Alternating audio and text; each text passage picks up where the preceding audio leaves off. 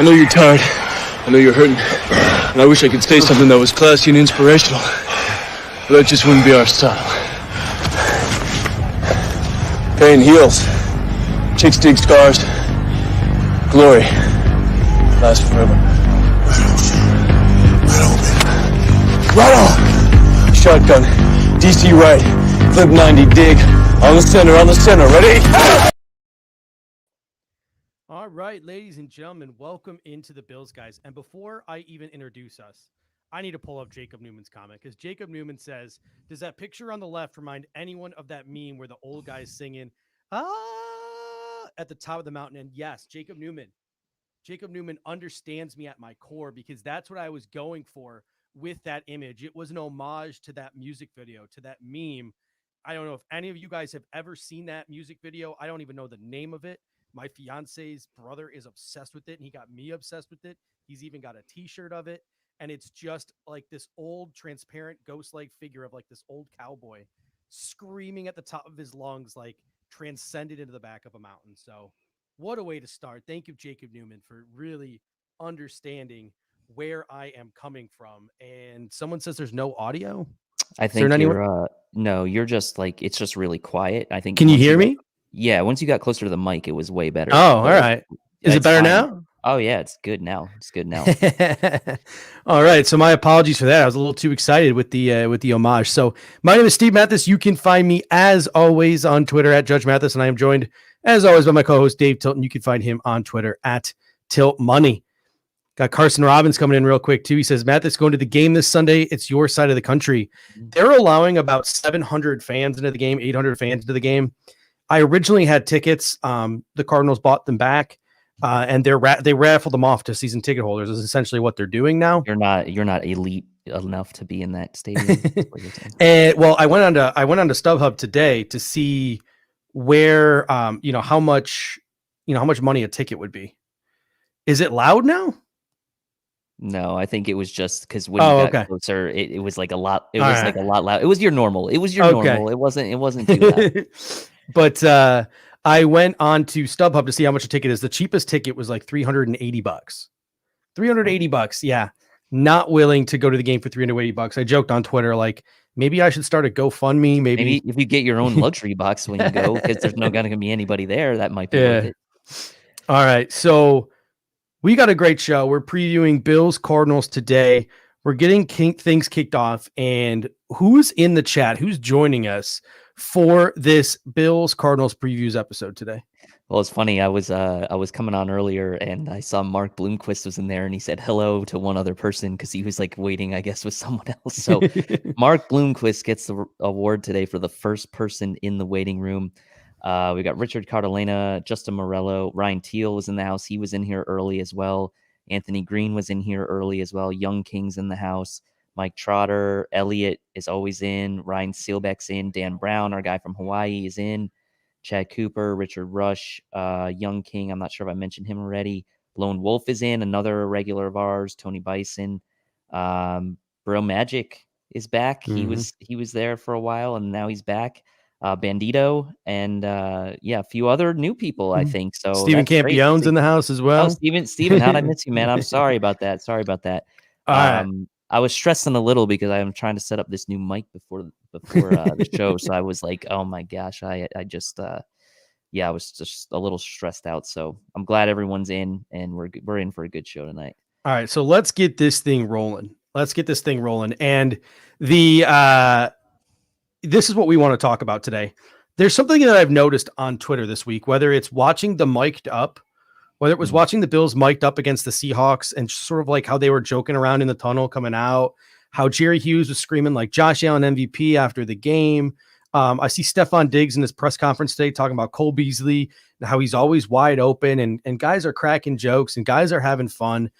And it just sort of hit me today, like midday, like scrolling through Twitter and seeing all these like social media things and players in their press conferences. Is this the most confident you've ever seen a Buffalo Bills team? I mean, these dudes are absolutely feeling themselves right now.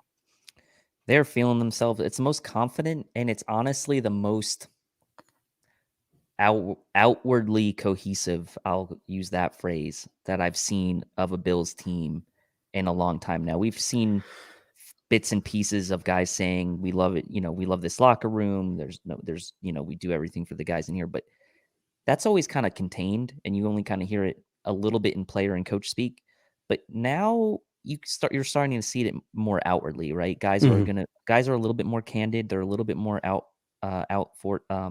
outright with their comments in that regard. And I think, maybe it's just a factor, obviously, of the team doing well. But I also think it's like you're now starting to see this culture, this culture aspect that McDermott's tried to create over this last several years kind of boil over to the fans and to the city. And it's like now there's so much positivity going on that it's like almost hard to contain it inside the walls of the building there.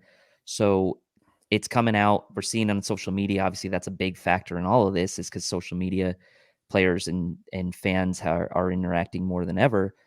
But it's really, they are feeling themselves, and rightfully so. I mean, they just took down Seattle, and the one thing you just say is like, make sure you just carry that confidence and over into your preparation and your practice, because you don't want to, get caught off guard, I guess is the way I'll put it. Yeah, because I mean, my next comment was going to be like, are they too confident? Is this sort of going to be like a trap game? We've got a few comments in here of people who obviously don't think so. We got Scott Blakely saying, hey, the Bills are loose, but focused as hell. Good combination.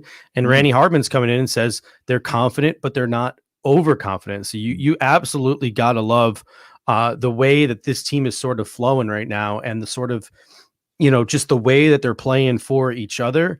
And I'm really looking forward to this game. And I wore a specific shirt today for a reason. And I'm just gonna move the camera down a little bit to show off don't go too far down there. My Air Raid Allen t-shirt. I got my Air Raid Allen hoodie on tonight because I honestly feel like we're gonna have Bills Seahawks 2.0. You have the Buffalo Bills traveling out to the desert. They are playing Kyler Murray in what is technically the NFL's number 1 ranked offense, going up against Josh Allen, coming off that 4 touchdown performance.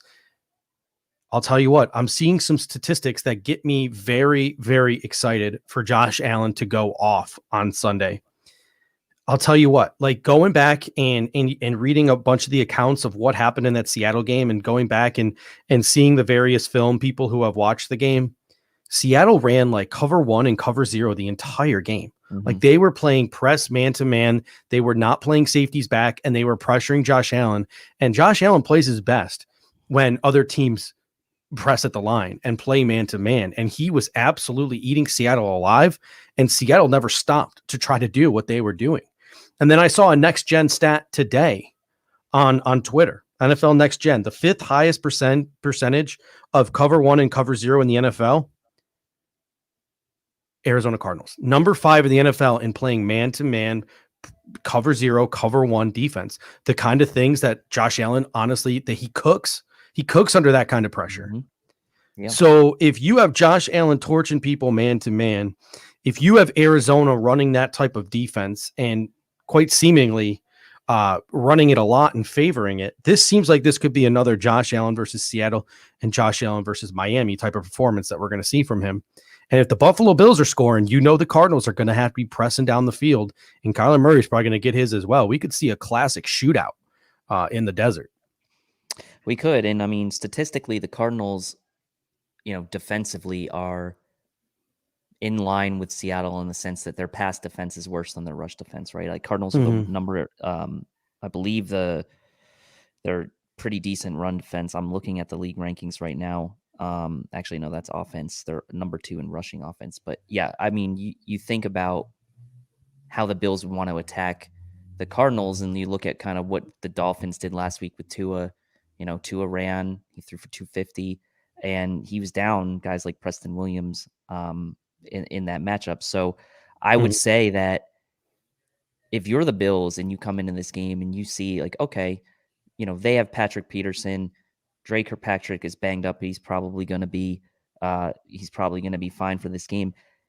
You still, I feel like, have to go after their corners, and you still have to go after them from a passing standpoint, because honestly, outside of the New England game, rankings aside, like that's the Bills' strength. And it's starting to seem like to me, unless it's like a clear situation or a clear game or a clear, maybe weather's a factor, like maybe weather was a factor in that New England game.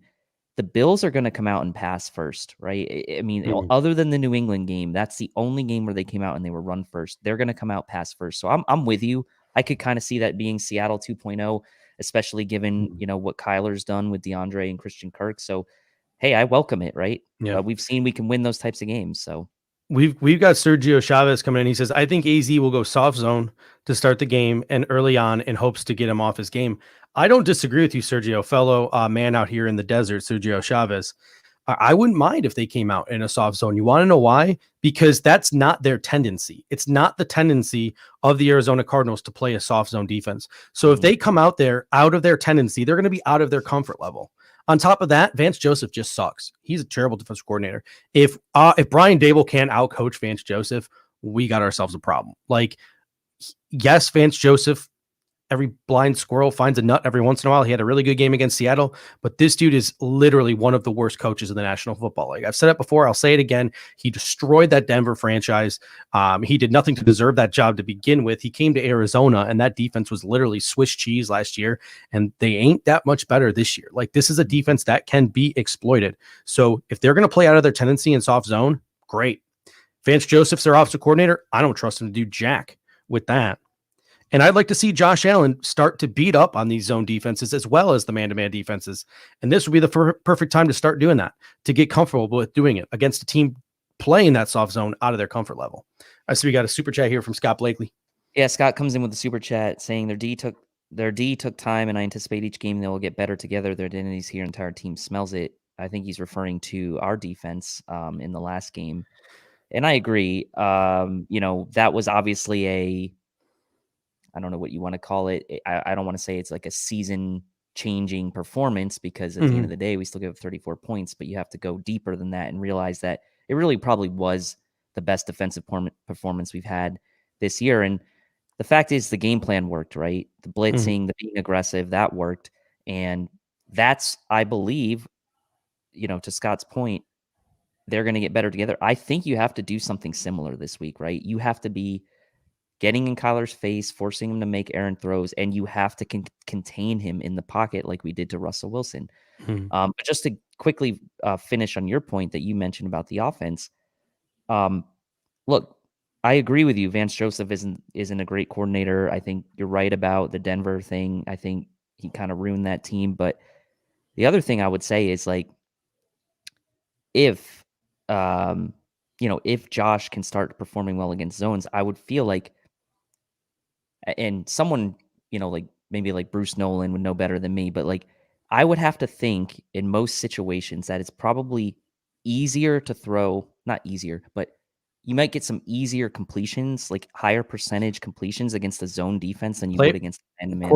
Quarterbacks typically play better against zone. Right. But man, Josh Allen is an outlier. The outlier of all outliers, I believe, is what the article for Sports Illustrated called him today. We're going to get to that, but so then wouldn't you like to think that it would be in the queue for his development to start taking advantage of zone defenses? And if people like Budda Baker are out for this game, maybe the Cardinals change it up a little bit on defense to try to mask, key losses from a personnel standpoint. Yeah.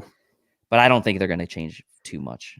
And to Scott's point as well, he said, hey, the defense took a little bit of while to blossom. They're all coming together, the identity, all these things. What I took away from that Seattle game is there are no excuses for this football team anymore. I made the point, like, this is a Super Bowl caliber team. It's not, oh, we're a piece away, we're 2 pieces away.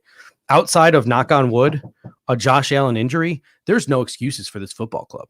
Like, they are primed and they are ready to make a run, and they are a Super Bowl caliber team, both offensively and defensively. If they play up to the caliber and the standard that they are capable of, they can beat anyone in the National Football League. And that's what I took out of that Seattle game is, like, no more excuses. No more Matt Milano's out excuse. No more, oh, Trey White's got a dinged ankle excuse. No.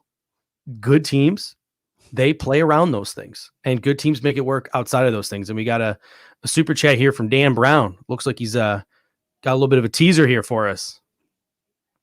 Yeah, Dan says, and by the way, Dan, thanks again for another good super chat here. The game's not going to be as smooth as your balls after you use Manscaped and Tinder. Sure. By the way, I'll be doing a giveaway for Manscaped. Product details will be on Facebook. Yeah, I mean, look, it's getting to the holiday season.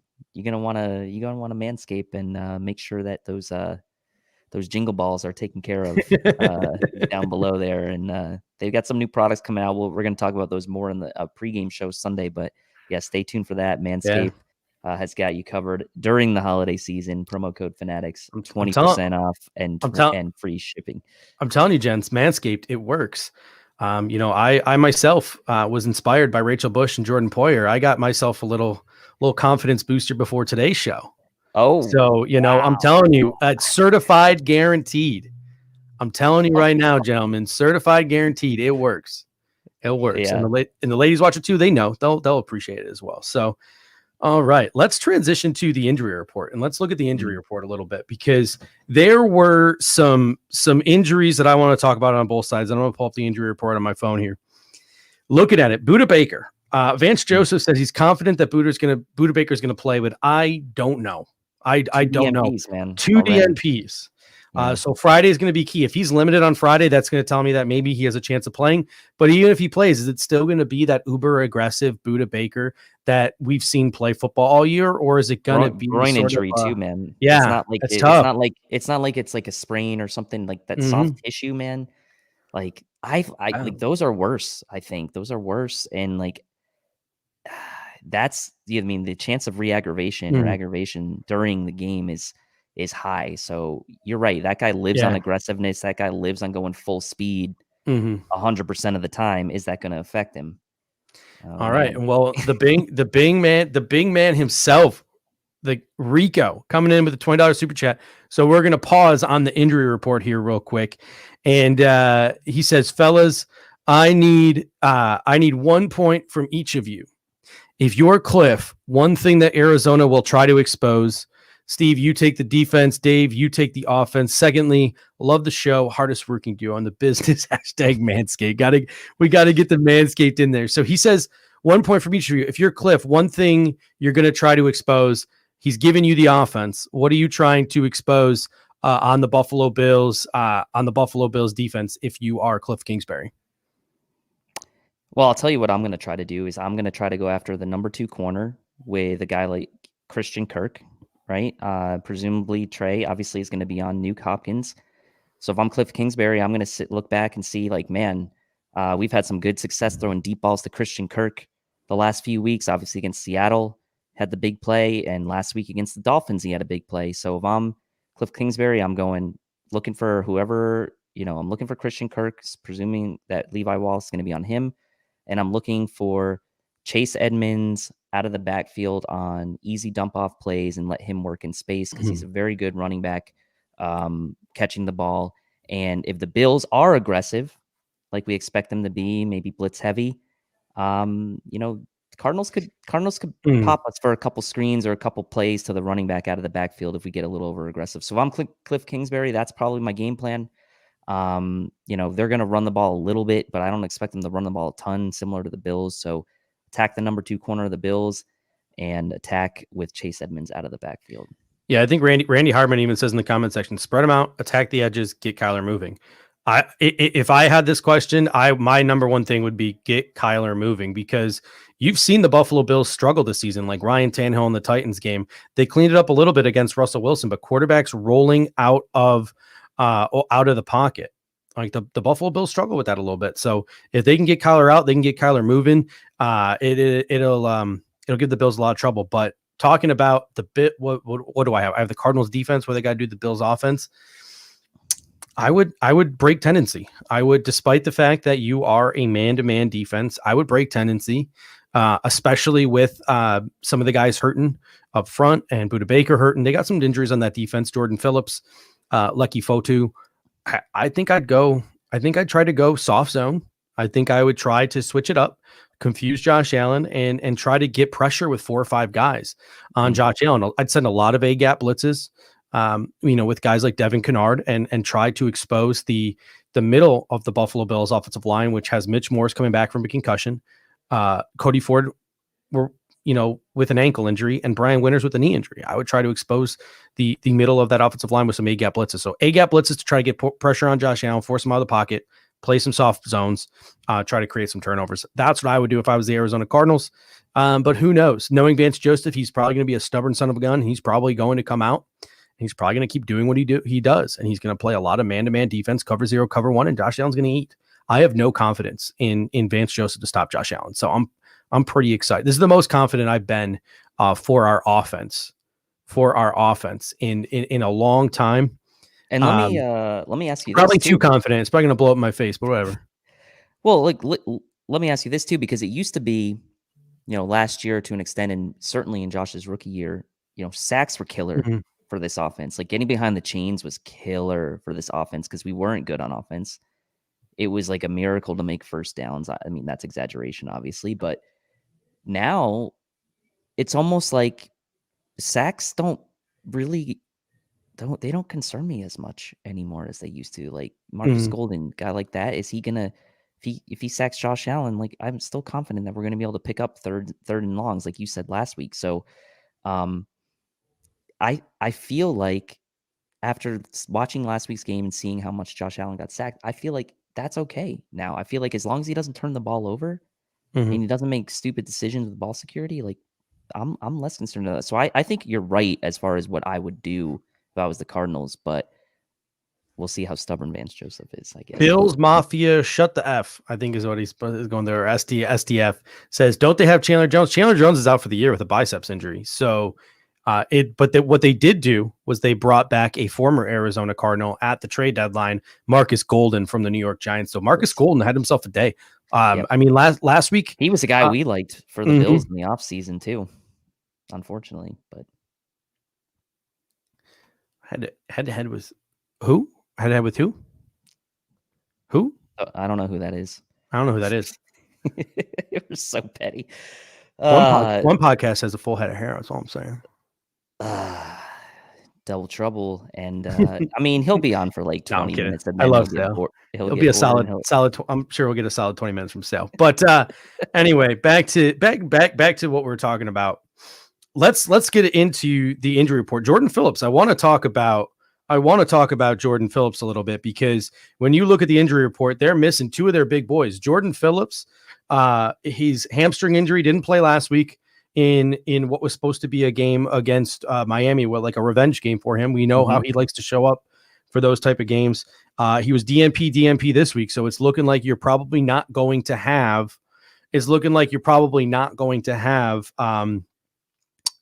Jordan Phillips again. So if Phillips, Buda Baker, Lecky Fotu, if those guys can't go, you're missing some significant beef up front, and you're missing your best playmaker outside of Patrick Peterson in the secondary. So the Bills need to continue exploiting that. Like we talked, I talked a couple of weeks ago, the Bills, they're either punching down to an opponent, they're punching up, or they're squaring up. And for the longest time, for weeks and weeks and weeks, I thought we were squaring up to this team.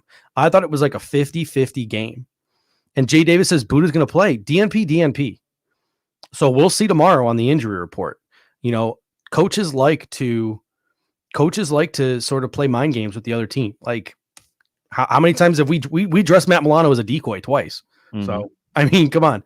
But so I originally thought we were squaring up with this team. I don't think we're squaring up anymore. I legitimately think we're the better football team.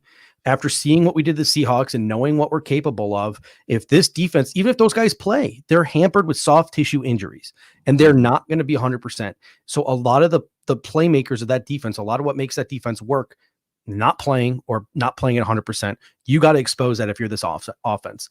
That defense plays this type of defense that the Buffalo Bills have exposed all year. You got to continue exposing it. And on offense, yes, they have the number one offense in football, but I almost feel like I would take the Kansas City approach to it. Dare Chase Edmonds and Kenyon Drake, if Kenyon Drake even plays, which I think he will, but I don't think he'll play a big role.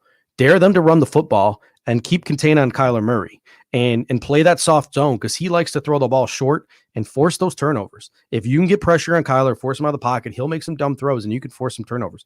This to me is a game. It's a must win for the Buffalo Bills to keep that momentum rolling into the bye week. Well, let me ask you this then. If that's the case, right? We come out here, we're slight underdogs in this game. You say it's a must win, but we were talking a couple weeks ago. This is like not even a conference game. How important is it really for the rest of the season and going into the bye week to win this game from, I guess from a winning the division and making the playoff standpoint, maybe it's not that big of a deal, but just for confidence, right? Like eventually the Bills are probably going to lose another game the rest of the season. Like, right. We're probably not going to go 14-2. So is this a game, when you start looking at the bye and then past the bye, some of the opponents afterwards, is this a game that becomes critical going into the bye? Because if you don't win, then maybe you start on a bad note coming out of the bye and you kind of maybe lose a little momentum or have no momentum. So is that why it's so important? Or is it because like this is a team that, a lot of people are talking up as good as Seattle or better, not better maybe, but they did beat them.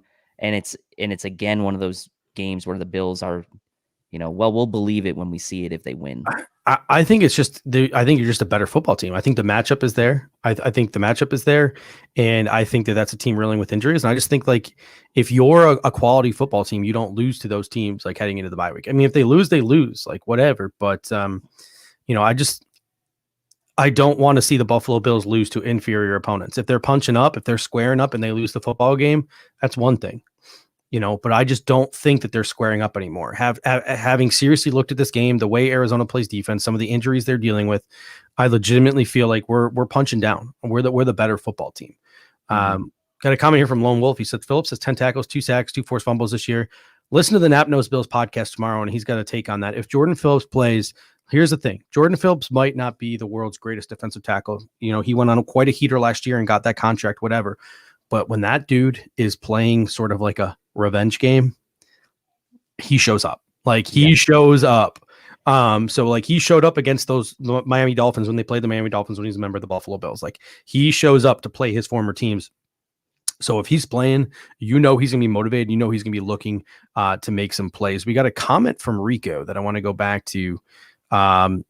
Super interesting comment. I can't believe I just seen this. All right. So he says, according to Peter Schrager from Good Morning Football, he says it was solid for the Bills to beat Wilson, but Kyler Murray is a different beast.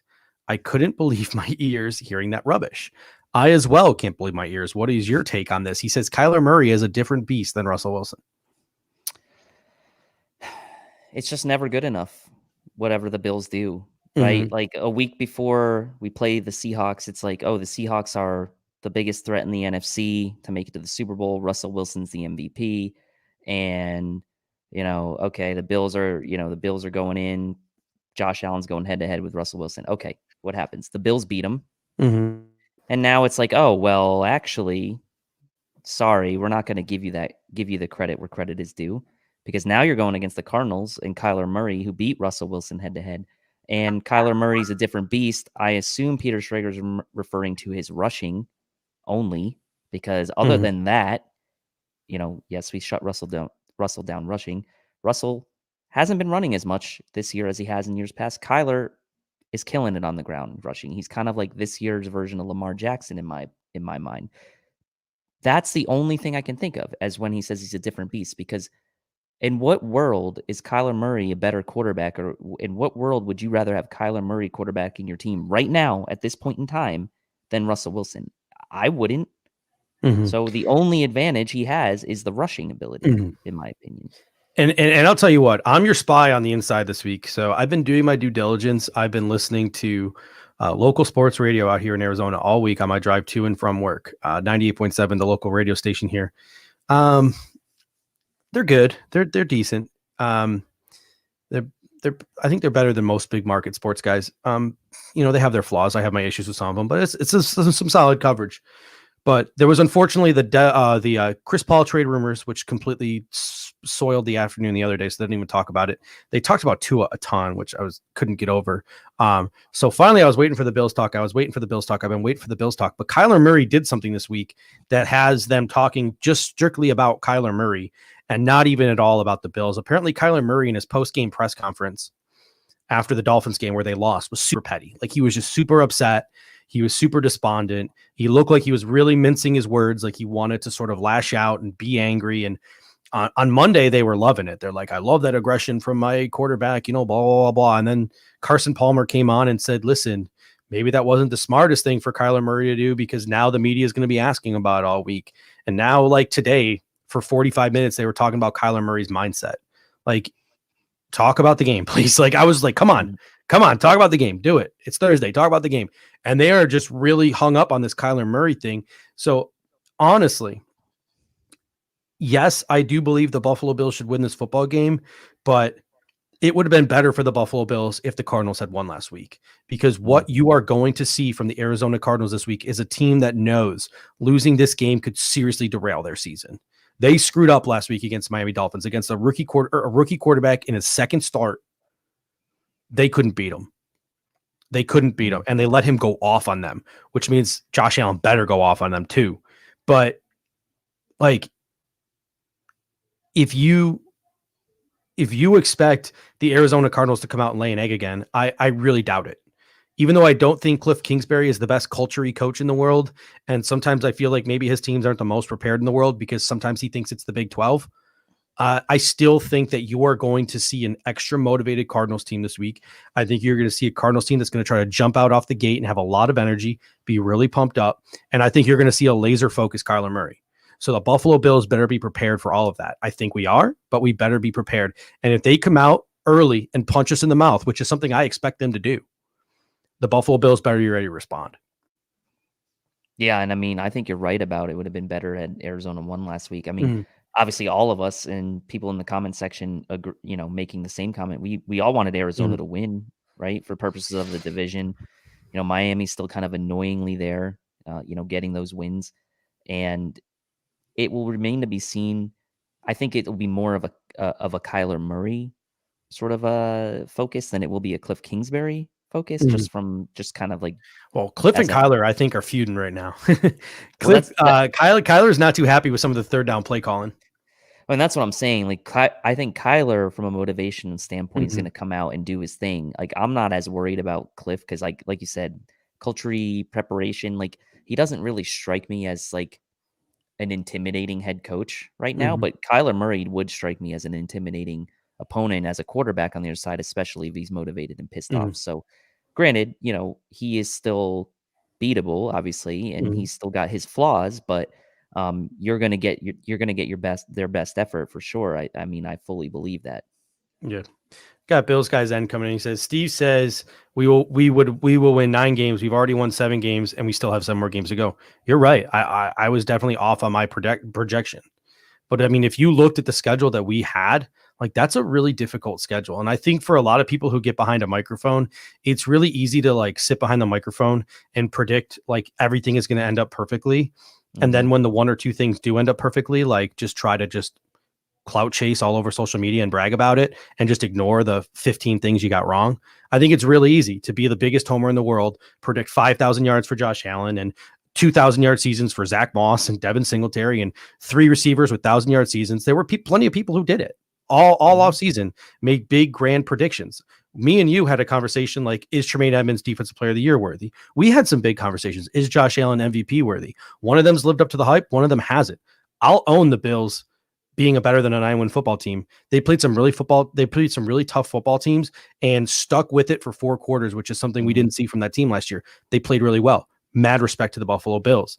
Josh Allen is living up to our MVP sort of prognostication.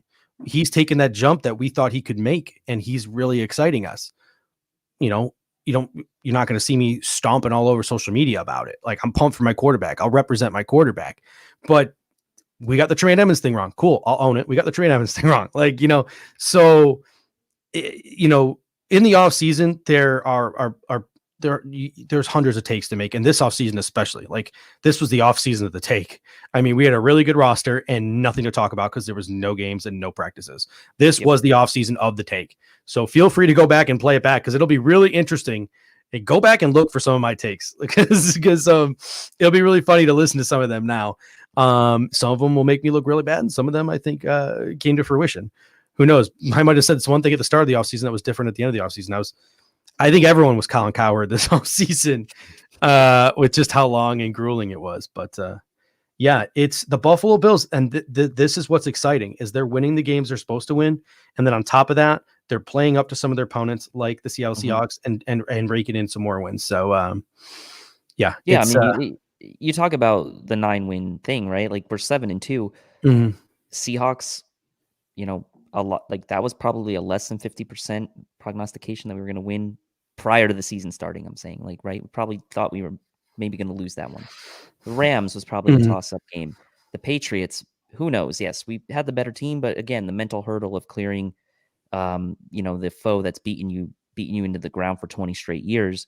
So things have gone the Bills' way, and the two games that really didn't, mhm, again, were probably two games that at the beginning of the season we probably thought we could have lost anyway. So to be 7-2 where they are at this point in the season is great, but now you have to kind of take the mentality of the in-game mentality of not taking your foot off the gas, and you have to kind of apply that to the remaining schedule, right? You mhm, cannot get complacent in the fact that you're 7-2.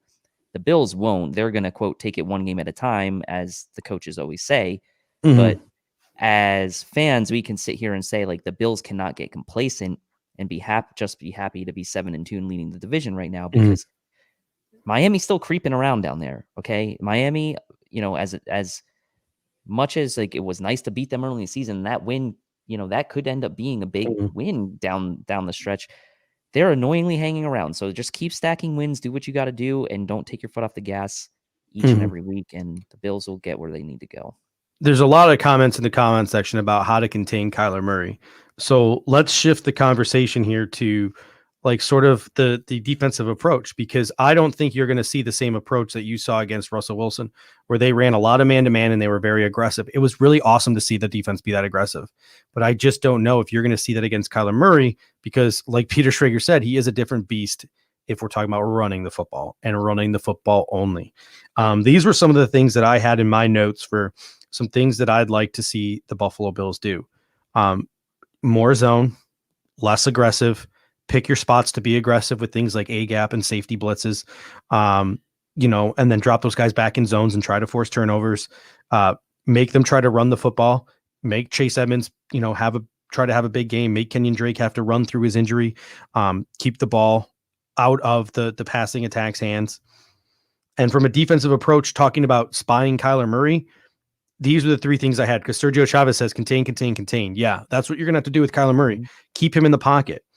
One of my thoughts was, and my lights just went out here, so it just got very dark, but one of my thoughts is AJ Klein at middle linebacker, so Tremaine Edmonds can play more outside and spy Kyler Murray. That would be one. Jordan Poyer at the line of scrimmage to spy Kyler Murray. That would be two.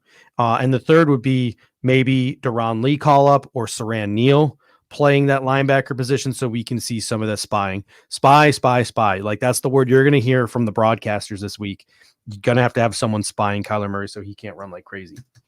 And I really like the idea of Tremaine Edmonds potentially doing that. And the reason I say that is because the Cardinals don't really have a huge tight end threat, right? They've got Max Williams. He's okay.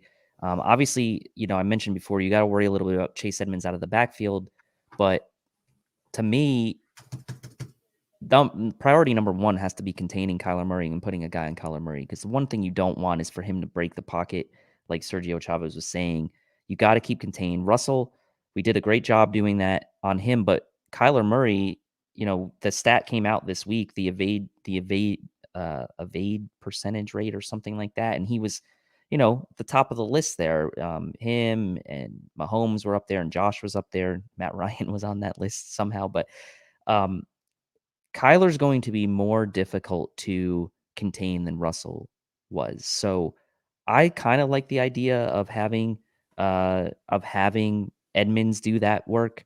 The only caveat to that, in kind of getting back to maybe your second and third point there, is maybe you do want Edmonds to be on, man-to-man coverage against like a Chase Edmonds out of the backfield, in which case you would bring down a guy like a Poyer or Saran Neal, maybe to spy on Murray. So you have some options if you're the Bills, I think. So you just got to be I don't know that you even really have to commit to one throughout the whole game. You can kind of see what's working.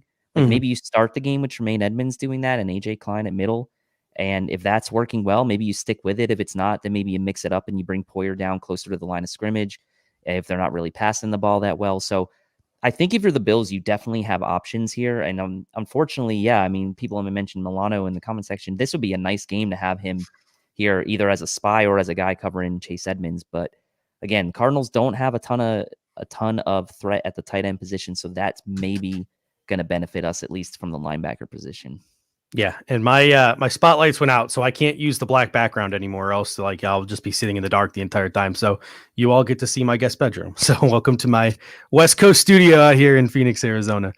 Yeah, so the word we keep seeing in the comment section is contain. It'll be tough. It'll be really interesting. Do you think we could see Deron Lee get called up this week, or do you think I'd we're like still to. No, we're still I a week mean, away? I mean, it, you know, it kind of logistically would make sense for him to wait another week, because then that gives him the entire bye week to get more familiar. And then the Bills coaching staff maybe will be more comfortable throwing him into game action after the bye week, after he's been with the team, had a couple weeks learning the playbook and such. But if you look at sort of who the inactives have been the last couple of weeks, like, you had Harrison Phillips inactive last week, right? So it's like, are you going to do that again? If so, then like, you're going to activate Deron Lee or someone else. Like, the Bills have inactive list has kind of not surprised me, but it's been interesting, I'll say, each and every week. You get those years where the inactives are going to be the same guys every week. And for the Bills, it hasn't been like that this year. So that kind of leaves the door open, at least in my mind, as a possibility of Lee being active for this game. But I think if I'm the Bills coaching staff, I probably give him this week and the bye week, and then see what I can do with him after that. And then, at that time, you're going to be thinking about maybe getting Milano back as well. So the Bills could have reinforcements on the way. And then maybe you say, well, then what was the point of signing Deron Lee if you were just going to wait for, for the bye week and to get Milano back? So there's a lot of arguments you can make either way, but I would like to see him, but I would lean towards the coach is probably going to give him until after the bye week. Oh, we got a question here again from Rico. He says, an active question. How do we change up the line to match up against the Cards? I don't know if you're referring to the offensive line, the defensive line, but if we're talking about the offensive line, that'd be a nice little shift here to shift over to the offense, because Cody Ford practiced today, limited, but he practiced. Brian Winters practiced today, limited, but he practiced. And Mitch Morse practiced. I believe it was in full today. It might have been limited, but either way, all three of our presumed starters on the interior practiced. John Feliciano too. So Mitch Morse was full the last 2 days. Full. Actually. Okay, interesting. So we could have a situation here on the offensive line where we finally get to see from left to right Deion Dawkins, Cody Ford, Mitch Morse, John Feliciano, and Darrell Williams. Could that maybe mean the Buffalo Bills might run the football maybe a little more than we were expecting? Because Lucky Fotu, their nose tackle, out. And Jordan Phillips, one of their big time 5 techniques, probably out as well. So they're a little thin on the defensive line there in Arizona. And no offense, like sometimes they think it's the Big 12. It's a soft defense. Like they don't play the most physical game in the world on defense. So is this a team that maybe we could try to run on as well, or maybe find more of a balance than last week? I mean, you'd like to think so. The likes of Jordan Howard obviously still couldn't get anything really going, but again, he's not really the talent that of the guys that we have. You talk about getting those guys back, and I'd love to see the Bills kind of get that going. But again, the Cardinals, they're just looking up right now. They're just behind the Bills in rushing defense. So, right around the 20 mark. So they're not a very good rushing defense. They're giving up about 126 yards a game. So that, coupled with the reinforcements that we might be getting back, I say, yeah, I mean, could be a situation for the Bills to get the running game going. But again, the Cardinals, are right around that 20 mark on pass D as well. So, like, just generally speaking, their defense is exploitable on the ground and through the air. So maybe, we talked about this at the beginning of the year. Like, what is the Bills' identity going to be? Is it going to be, pass first to set up the run? Are they going to change week to week? Like, who knows? Maybe this is the week where we finally see more of a 50-50 balance. I'm not going to project that because it just hasn't happened yet this year. It's been pass heavy in every game except for the Pats game. So honestly, like, if I was guessing, I would say maybe not quite the pass heavy game we had against the Seahawks, but I would still say it's going to be fairly pass heavy. But still, you could see, like, I'm talking like 8 carries for Zach Moss and 8 carries for Devin Singletary. Oh or yeah, 10, I could 10 see for that. Moss and 8 for Singletary. I mean, we Just- still had yeah. 20 plus rushing attempts last week Mhm. between Allen and Moss, right? And I think a Singletary, lot of so- that. Well, a lot of that did come like later too, like that last like drive or two. But Yeah. you know, I still think I would like to see, because if they do run the football this game, I think that they could have some success and they can get some chunk plays on the ground. So that's something I'd like to see them exploit too. Another thing on offense, I think no one has really. I don't think anyone's talked about this yet, but we've talked about the Jordan Phillips revenge game.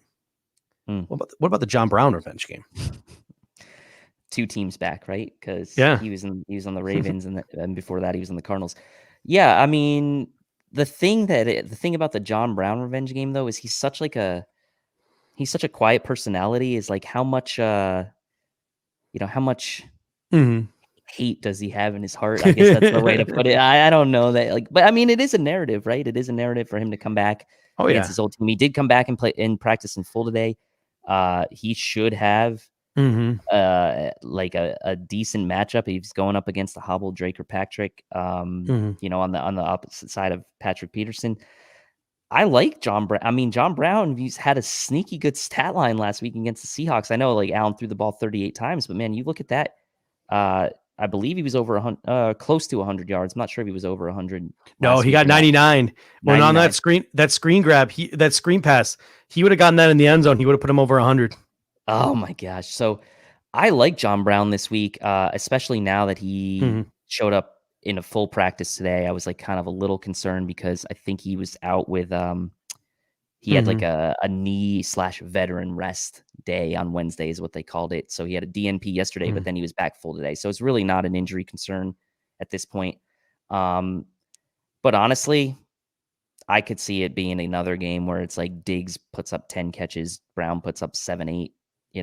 They're both gonna have good games in my opinion. But So I'll tell you what, if Arizona comes out in that soft zone, that's going to be Cole Beasley season. Like, that's where Cole Beasley's going to eat. Like John Brown said it, or I'm sorry, Stephon Diggs said it today. Like, that dude is always open. Like, he is always open. So that's something to talk about. But speaking of the offense, I'd like to see the offense go off. And there was a really interesting article from Sports Illustrated today, and it was called "How Josh Allen Buffaloed the NFL." And Josh Allen was actually the Sports Illustrated cover guy today. So that was super interesting. And I'm trying to pull up the name of the writer who wrote the piece. Is that a jinx though, man?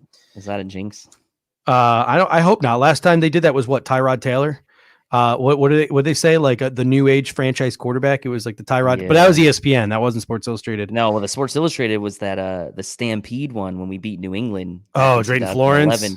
Yeah, they had the Sam Adams one too. Oof. All right, maybe we shouldn't be talking about this so much. But Greg Bishop did a really nice piece, and I wanted to actually read an excerpt from the piece because it was really amusing.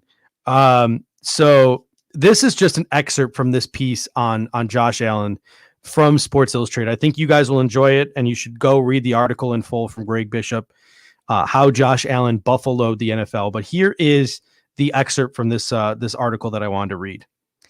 The phrase Josh Allen experience has been deployed as an insult in years past, in part because the good, the bad, and the holy shit often take place simultaneously. Going to Allen after the last might have been franchise quarterback in Buffalo, conservative veteran Tyrod Taylor, was like waving goodbye to the kiddie roller coaster and hopping on the screamer that barely passes its daily safety inspections. If the last generation of great passers was typified by world-class surgeons, Tom Brady, Peyton Manning, Drew Brees, diagnosing defenses and dissecting them with painstaking precision, Allen arrives in the operating room with a bow hunting knife and a bottle of wild turkey from which he is taking generous slugs. Even the NFL's best improvisers, Patrick Mahomes, Lamar Jackson, and Russell Wilson, work through the flowchart on any given play. Allen's options, though, can seem wider, perhaps infinite. Allen represents an outlier among outliers. It was a great article, and it's something I've been saying to myself for a couple of weeks now, and I think Greg Bishop did a really good job of representing it. Like, who cares if it's not perfect? Who cares if every once in a while there's an ugly play? Who cares if, like, he's not Tom Brady? Like, the dude's an absolute baller. The dude's an absolute playmaker. The dude can put up points. Like he might not be your typical franchise quarterback, but he's what we got. He's awesome. He's fun as hell to watch, and we should just enjoy the ride for the next decade, because I think this dude has solidified himself between what we saw this week and how much he says he loves Buffalo and appreciates and respect Buffalo for all the things they did for Oshai's Children's Hospital after his grandmother passed, and between this article and just watching him play on the field. I'm all in. I'm not a roller coaster guy, but I'm buckling myself in, and I'm going to roll this thing on an infinite loop because I'm enjoying the ride. Yeah, I mean, I am too, and I kind of get annoyed somewhat, and then I just try to tell myself, like, just don't let this stuff bother you, right? Where it's like every bad throw, every bad play from Josh Allen seems to get magnified more than bad plays and bad throws from other franchise quarterbacks. Like, you talk about some of the terrible throws that Tom Brady's made this year. Look how bad he was the other night against the Saints. Mahomes had a couple bad games himself, like not many, but he had two off games for him against the Chargers and the Raiders. And like even Aaron Rodgers, like against Tampa Bay a couple weeks ago, bad games. Russell against us, right? But those quarterbacks all seem to get the benefit of the doubt that they're going to bounce back. That's not who they really are. Whereas Josh, it always seems to be that's where people think like that's what he really is. But if you actually take a step back and look at it, like how can you say that based on the statistics and the way he's led this team this year? Like he is in that conversation with these other guys where we've now seen he's had great games. He's had okay games. He's bounced back from bad plays. He's bounced back from bad drives. He's bounced back and led his team to victories. Look at the Rams game, man. I mean, things went so sideways in that game.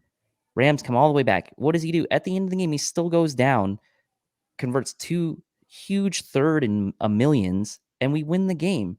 So the people are still clinging to this whole narrative that they want to have about how he wasn't going to be good, because you're right. What you said, he's the outlier of the outliers, right? He's the guy that was a low completion percentage guy in college. He played at a smaller school. He had the tools, but there was like one of those things where it's like, it's going to be an uphill battle for him to really succeed in the NFL. The Bills took a chance saying, look, he's the guy with the best tools, the best ceiling, and that's the guy we're going to go for. And that risk reward decision is paying off for them because they did take the guy with the best overall tools. Lamar Jackson may be a better runner, faster, whatever, but overall package, athleticism, throwing power, whatever, for a quarterback, he had the best tools in that draft class.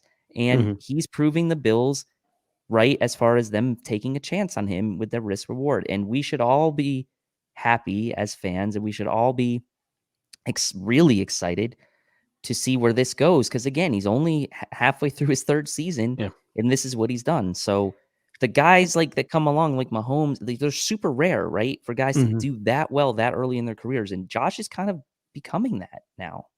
And it's like, I think the reason why we always keep coming back to this is because the media likes to amplify Josh Allen's bad when they're not really amplifying anyone else's bad. I mean, I saw a tweet this week from one of these guys where it was the Devin Singletary catch. I think it was like the first play of the game where Josh Allen threw the ball to Devin Singletary, who caught it and ran it for like 4 yards. So he caught it 6 yards. He caught a 6-yard pass near the sideline and ran it for a first down. Like he caught the pass and he ran for a first down. Like we got a first down. And someone was like, well, typical Josh Allen, he runs into the pressure and then escapes the pressure and then throws a waffling duck flat-footed that Devin Singletary caught. And then he ran for a first down. It's like, dude, that play happens how many times a game to how many quarterbacks? Got the freaking first down. Like he got the first down. It's not like it was almost intercepted. It's not like he almost turned the ball over. Like he threw maybe, he did he have his mechanics just weren't there that throw. Like who gives a shit? He got it there. Same with the Gabe Davis one. He got it there. It's not like it was going to be a touchdown if he got it there perfectly. But if Patrick Mahomes makes an off-balance throw with bad mechanics, or if Matt Stafford throws the ball sidearm through a couple linebackers, like they praise him for like, oh, look at that improvisation. Yeah. Look how he adjusted. But if it's Josh, it's like, oh, look at those bad mechanics. It's like, it's such a load of shit, man, honestly. Yeah. Like Brandon Marshall said his passes weren't even remotely accurate this week. I didn't watch the game. Pete Carroll had the right game plan. I mean, that was ridiculous. You saw ESPN put up a screen grab today comparing Kyler Murray in year 2 to Lamar Jackson in year 2. Lamar Jackson had, almost 2,500 yards. Murray's at 26 right now. He had 17 touchdowns through 8 games. Kyler Murray's at 24. Their QBRs are very similar, hovering around 75. And it's like Jackson, and it was like Lamar Jackson unanimously won MVP. And it's like, cool, you're having this narrative about Kyler Murray in year 2, and you're doing this whole segment on Kyler Murray when they're playing the Buffalo Bills this week. And let's take a look at Josh Allen's stats. More yards than Kyler Murray at 2,828. Same amount of touchdowns in 24, and a higher QBR by 2 points. And that's your own metric, ESPN. So the quarterback he's going against is even better, but there's only one quarterback you want to have a conversation about, and that's Kyler Murray. You turn over to Fox Sports, it's not just Brandon Marshall, it's Nick Wright. I'll tell you what, and people are finally starting to come around and understand what I'm telling you.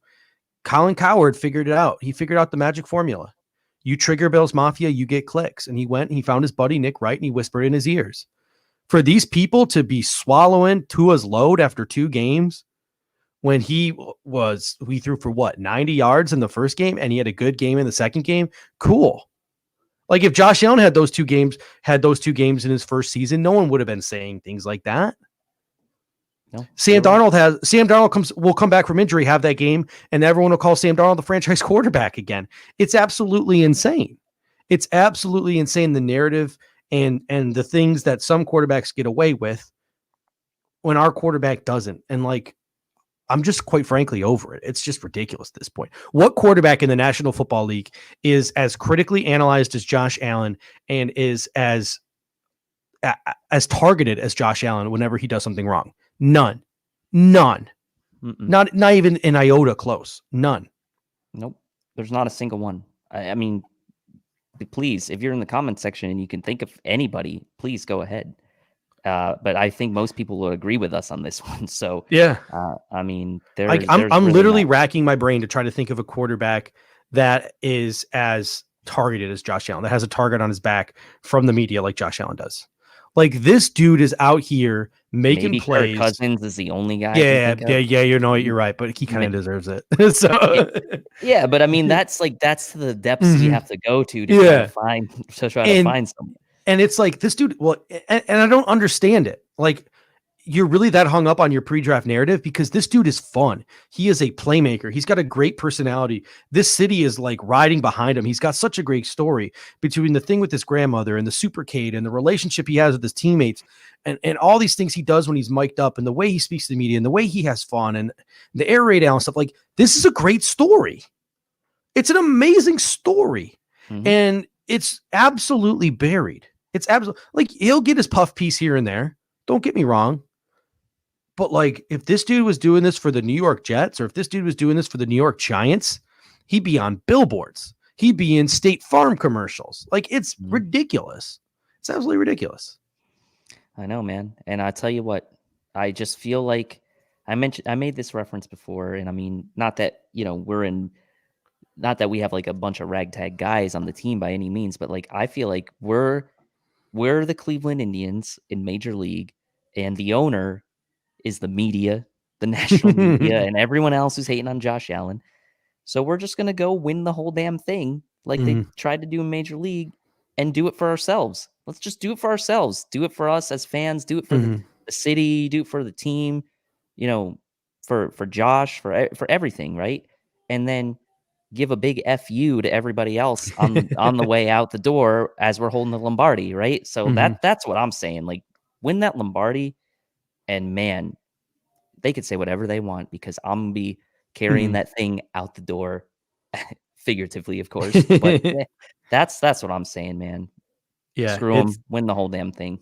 Speaking of underrated, per Good Morning Football this morning, and this was tweeted by Buffalo Sports Talk, Jordan Poyer is one of the 2 players in the National Football League with 300 plus tackles and 10 interceptions since 2017. He has not made a single Pro Bowl, never been an All-Pro, and he didn't even make the hot NFL top 100 list. So talk about underrated. This is a team full of underrated guys. Between Jordan Poyer and Micah Hyde, every offseason we talk about that safety duo not getting their due. Jerry Hughes, one of the probably the more underrated pass rushers in the National Football League. Matt Milano, one of the more underrated linebackers in the National Football League. Tremaine Edmonds is playing hurt. I'm going to die on this hill. He's still a really good linebacker, one of the better young linebackers in the National Football League. Played a good game last week. He played a really good game. And he went under the radar before he kind of careened off a cliff a little bit this year, which I still think is due to injury. So, there are some really quality football players on this team, even, on the defensive side of the ball and at quarterback, and some really underrated football players. So you're right. What's going to happen, right? You know what's going to happen, right? This year, the Pro Bowl, because we always get worked up about snubs, like Madden snubs. They're not going to have a Pro Bowl this year. I know, but they're still going to select a team, I think. Yeah. It's going to be in the AFC. It's going to be Pat Mahomes. It's going to be Deshaun Watson. It's going to be Lamar Jackson. They're going to make the Pro Bowl. Josh isn't. Dude, Deshaun? I'm telling you. I'm predicting that now. That's what's going to happen. Or Justin Herbert or someone like that will make it over Josh Allen. Herbert. I'm just saying that. Or Roethlisberger. Tua. Tannehill. Tua. I'm just saying, be prepared, Bills fans, for Josh to not make the Pro Bowl team, even though they're not playing it. I know it doesn't matter. The game doesn't matter, but I'm just saying. You're making me sad. All right. We got about 5 or 6 minutes left here, and I want one more thing before we go.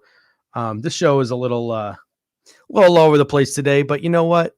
Jay Davis is right. Josh isn't going to make the Pro Bowl because he'll be in the Super Bowl. So there you go. That's what we'll go with. I'm not saying he doesn't deserve it. For the people saying no way. I'm not saying that. I'm just saying the snub factor is real, right? The snub factor is real in the Pro Bowl. The snub factor is real from the media. The snub factor is real in Madden. The snub factor exists. Okay? Madden is like, do we even want to have?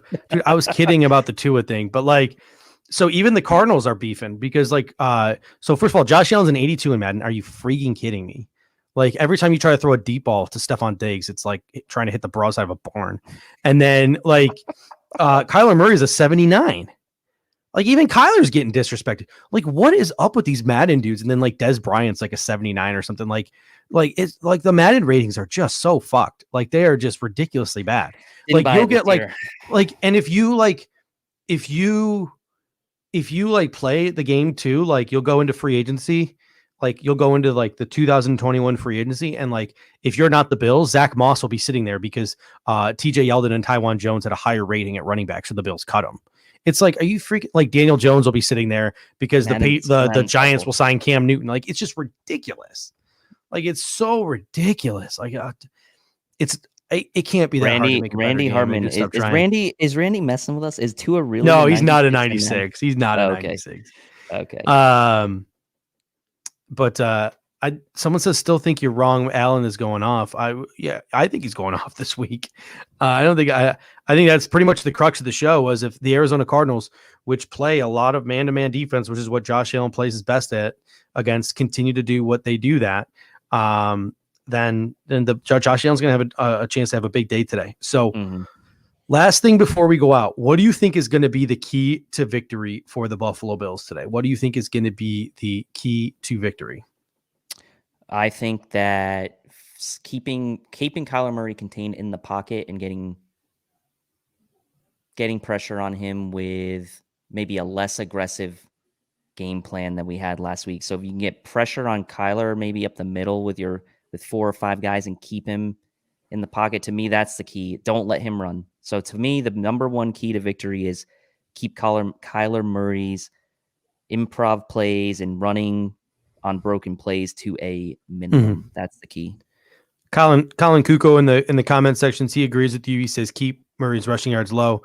I like Tim Stook. He says all line for Buffalo. I think those big boys that they're playing, Ford, Morse, and Feliciano, can get that run game going against a porous Cardinals run defense. Zach Allen says turnover battle, simple. I think that's pretty much every game. The Buffalo Bills got to win that turnover battle.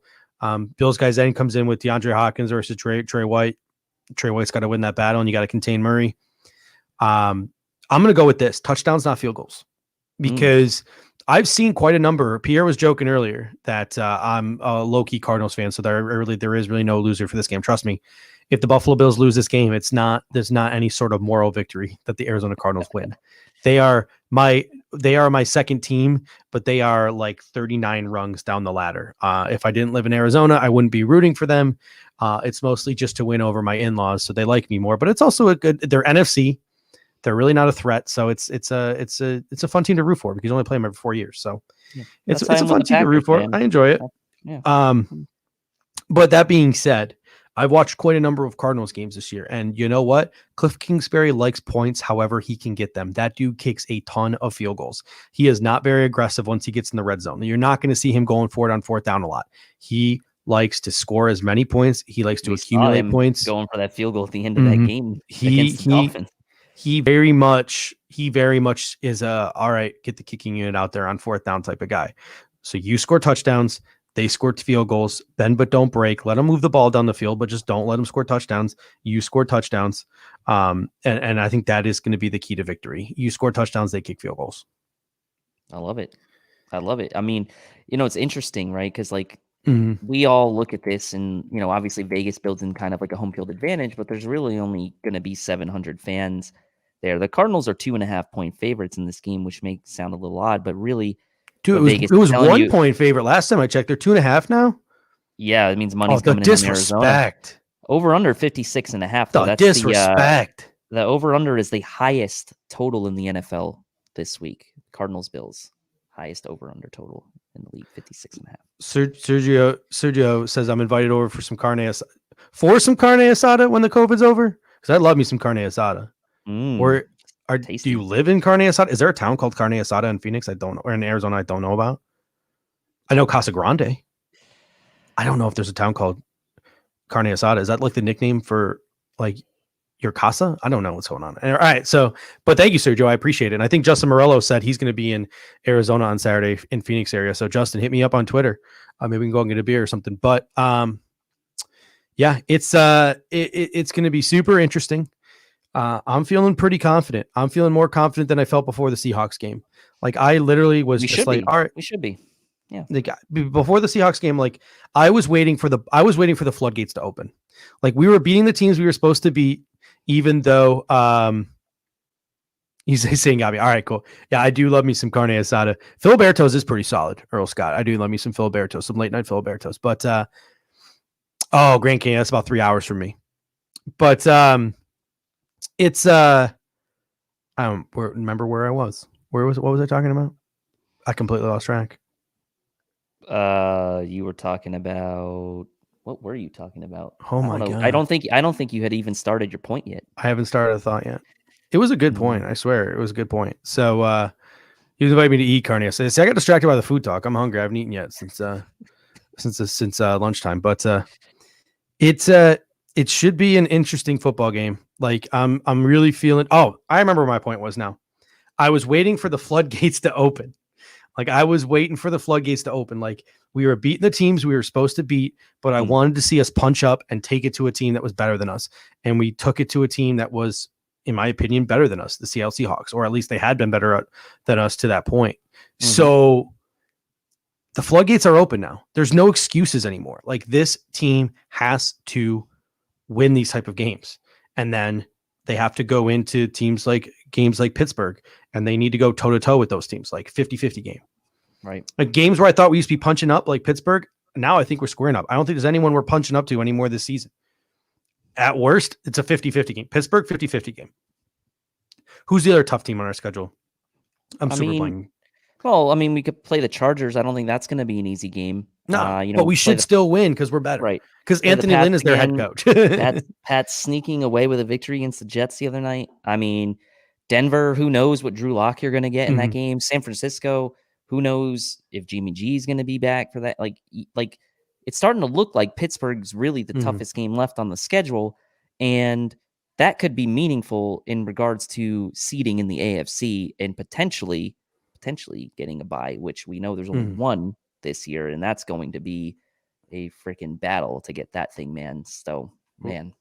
Kyle Wilson calling a shot here. He says Barkley versus Tua book it week 17. We won't even need it. Oh, I love We that. we It'd got be Tim like last Stook. year when we had Barkley against Yeah. Darnold. Got Tim Stook. Yes, Commodore Guadalajara. It is very good. It is very good. I will Got agree. a lot of Zona people in the chat, man. Yeah, dude, it's That's Arizona's good. where it's at, man. Any North Carolina people? Probably not. Probably not. All right, ladies and gentlemen, unless there's any last second questions, we will bring you our predictions Sunday morning during the pregame show. Pregame show will still air 9 to 12:30, getting you ready for the 1 o'clock games. And then at 3 o'clock, Joe Miller and Jay Spence the King, the Hump Day guys, will be live taking you up to kickoff. So we got you covered in the morning, got your fantasy stuff covered, got your Bills talk covered. And then once the inactives and stuff come out, Joe Miller Wired and Jay Spence the King will have you covered. Unless I can get myself some Bills tickets. If I can get my hands on some Bills tickets, I will probably Jay Spence will probably be my plus one. There you go. Then he won't be available for the pregame show. That'd be a great time, man. I'd be jealous. All right, ladies and gentlemen. Until next time, we got 2 surprise people in the crib. I live in Peoria, so I'm about 10 minutes from y'all. All right, until next time, ladies and gentlemen, go Bills. Go Bills.